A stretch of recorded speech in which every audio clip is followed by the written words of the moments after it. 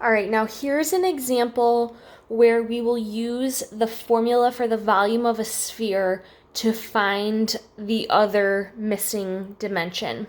So we'll start the same way that we always do by writing out the formula. The volume of a sphere equals 4/3 pi times the radius cubed, or to the third power. And now we need to substitute in what we know.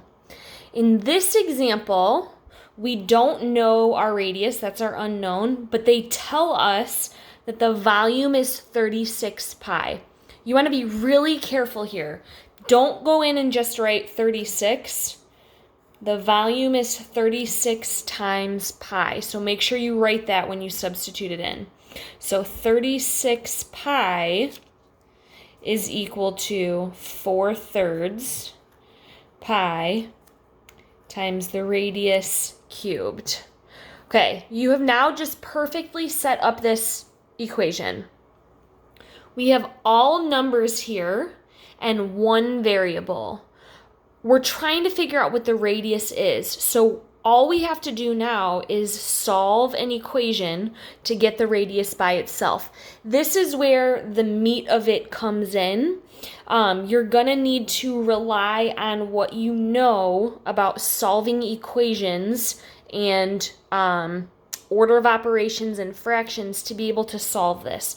You want to get all of these other terms away from the r so that you can figure out what that is, right?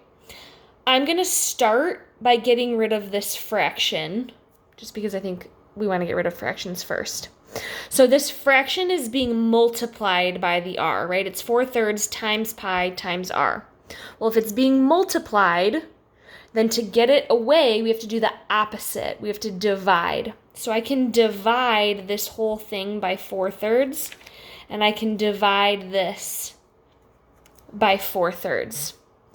When you divide it, this will cancel out. It cancels out your fraction. And when you go to divide it over here, I'm going to just ignore this pi for right now. I'm just going to work with my constants out front. So you could type this into your calculator as 36 divided by, don't forget your parentheses, 4 ABC 3. Enter, and it'll spit it out for you as the answer is 27. So you have divided 36 by 4/3, so you're left with 27 pi, because that pi is still attached, equals, over here this canceled, so we had pi r cubed. Okay, now if I want to get this r by itself, the next thing that I'm going to try to get rid of is the pi. We have pi times r. So to get rid of it, I need to do the inverse. I need to divide. So I'll divide this side by pi, and I'll divide this side by pi. That's going to cancel out over here. Pi divided by pi, 3.14 divided by 3.14 is just 1. So I'm left with 27 equals, this cancels out, pi divided by pi cancels, r cubed. Okay, now r is not totally by itself. We still have it cubed. So what is the opposite of cubing something? It's taking the cubed root. Okay, so the opposite of cubing is taking the cubed root. Now be careful, it's not the square root. That's the opposite of squaring. What is the cubed root? You're trying to figure out what number multiplied by itself 3 times is going to equal 27.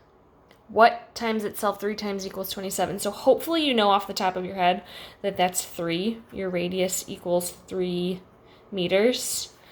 If you didn't know that, or if you get a different number that you don't know, remember that you'll enter that into your calculator by using the opposite of raising it to the power of button.